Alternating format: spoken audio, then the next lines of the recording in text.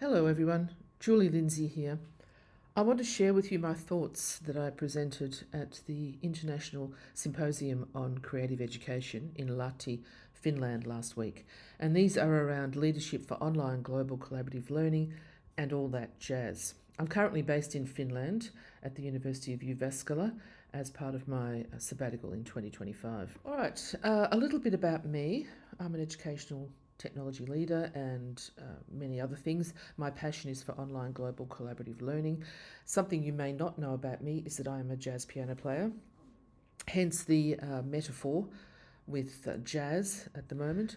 All right, we're going to look at jazz, how it intertwines as a metaphor with some of the ideas and experiences that I've had in the last 20 years, basically.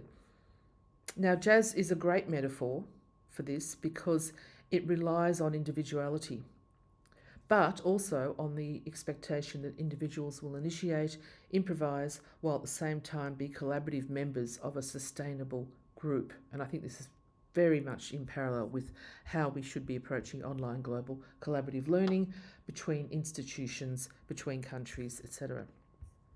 Wynton Marsalis, a famous jazz trumpeter, said, "In jazz there is no one way to play. The best jazz is about collaboration. The leader sets the direction and tempo, but every player contributes to the whole. At times, leadership changes. It moves around the ensemble." Consider that. Consider how leadership works in your collaborative learning environments.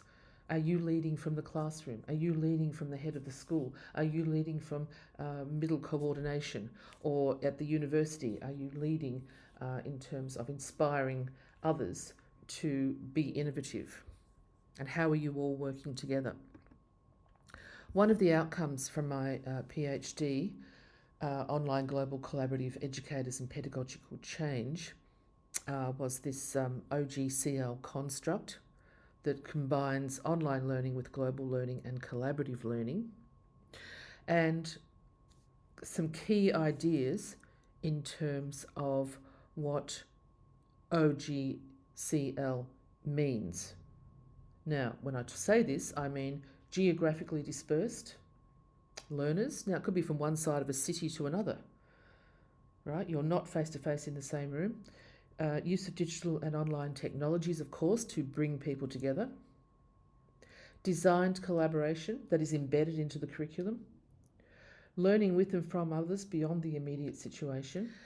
Flexible learning environment and co-created outcomes, not show and tell, not, oh, look, this is what I've done because I spoke to you once and now I've done this poster or whatever. No, you build something together at a distance. Now, why do I say that OGCL is imperative? I use this word quite a lot, actually. And I do this because it enables students to work with authentic audiences. Now, this will help them to build or develop diverse perspectives and, of course, intercultural understanding. And we talk about this all the time. We talk about this in university student global student attributes. We talk about this in terms of learning outcomes. And, OGCL is an excellent way to achieve this. It's also great for educators, for professional growth and renewed engagement. And the global part comes in here, of course, globalization, where you learn from the world, with the world, and embrace global connections to enhance your local learning experiences. Bring things into your own learning environment. All right, let's look at some frameworks. How can we do this? And I want to share with you the frameworks for playing jazz. Now, as a starting point, this is where the metaphor keeps extending. Now, as a jazz player, I look at this and I know what this means. Circle of fifths, of course, is relevant to any type of music. That's our dominant to tonic progression, the resolution onto the tonic. The F7, D7, G minor 7, C7, that's your 4, 2, 5, 1 chord progression, which happens everywhere. And then, of course, the I Got Rhythm chart, composed by George Gershwin. Now, that hasn't got melody on it, but, as a jazz player, I could play the chords, find the melody, and improvise and play accompaniment to a soloist or to other soloists, etc. So these frameworks make sense to me. And this is why we need frameworks for online global collaborative learning. One of these frameworks that I've developed is the Global Collaborator Mindset, and this mindset came out of my research. Educators who are able to collaborate globally have a connection mindset, openness, autonomy, and innovation. Now, do you have a connection mindset? Are you able to build relationships across boundaries, like musicians in a band? Do you have openness as a mindset? Are you able to improvise, be flexible, share? Do you have autonomy in your situation? Can you be self-directed? Can you be independent? Are you allowed to be? Sometimes teachers or educators are not allowed to be. And of course, innovation. Are you innovative? Are you able to create new solutions, such as the evolution of jazz music styles, of course, as we look at over the last 100 years? Innovation has propelled new solutions, new ideas, new ways of doing. Another framework, of course, is the OGCL framework, and this includes the construct in the middle, the mindset attributes in the outside circle, and the enablers are in the middle circle, and these core enablers are competencies, beliefs, and conceptual change. Now, I've said here the framework must be driven from leadership at the top as well as from other stakeholders. All right, how do we develop and sustain this? Well, let's look at what some educators told me when I did my interviews for my PhD, and these are varied. Janice, for example, wants to lead global collaboration but is frustrated by her colleagues' attitudes and systemic constraints. Donna thrives in an environment where leadership understands and supports global collaboration, so she was doing okay in her environment and was able to push boundaries with that support. Meredith taught younger students. She had a teacher-centered control of technology and was able to publish student work online and had that autonomy to do that. Stella had a supportive leadership team and community to burst the bubble of living in an isolated community.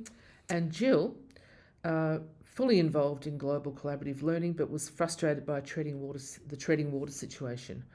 Lack of real leadership within the school, lack of understanding of where innovation could actually take the school and its learners. One way to develop and sustain global connections and collaborations is this idea of not just becoming a global group, but being a global group. Now, this is something I've been thinking about. So, we talk about group work, we talk about teamwork, online global collaborative learning. I'm talking about mixed classroom, mixed country, mixed subject teams. So you might have 2 from the USA, 2 from Australia, 2 from India, etc. You're right across the world. These learners and teachers are not in the same time zones even. All right, so they need to work through that process of becoming a global group to end up being a global group. All right, so there are certain strategies involved, and it does take a bit of experience, and you need to balance synchronous and asynchronous connections across time zones. So the images I have there, you can be a soloist, you can be a great soloist, fantastic, or you can work with one other person perhaps. But the real challenge and the real joy, in my experience of playing jazz as well, is working with the band and being a group. And in the case of global collaborative learning, being a global collaborative group. All right, some leadership strategies. Leaders can, now bear with me on this one, harmonise curriculum flexibility with embedded global collaboration, orchestrate sustainable cross-cultural partnerships that encourage globalisation, improvise with new pedagogical approaches, and lead collaborative ensembles that transcend geographical boundaries. And there's the metaphor, perfectly placed. All right, a playlist of localised learning. Here's your playlist. You need to develop a future vision for online global collaborative learning in your environment. And there are 3 things you need to be able to do. Articulate the what. What is it to you? You can use my definition, you can use my approach to this, or develop something yourself. You need to be able to share the why. Why should you be doing this? At university, at high school, at primary school, why? And you need to build partnerships for the how. If you don't have partnerships, it's not collaborative, is it? It's just you. So 3 essential things. And in all of these, you need to encourage leadership at all levels of learning. Bring your administrators along with me. Bring your teachers along with me. Right? Bring your faculty along with you. Creating not just a single performance, but an ongoing symphony of international collaboration. And my favourite quote, now Max Dupree is actually, he writes around about business leadership in a book called Leadership Jazz. And he says, we have so much to learn from jazz band leaders, for jazz, like leadership, combines the unpredictability of the future with the gifts of individuals. Thank you so much, everyone. Please contact me if you have any questions or want to have a chat, and I appreciate you watching this video.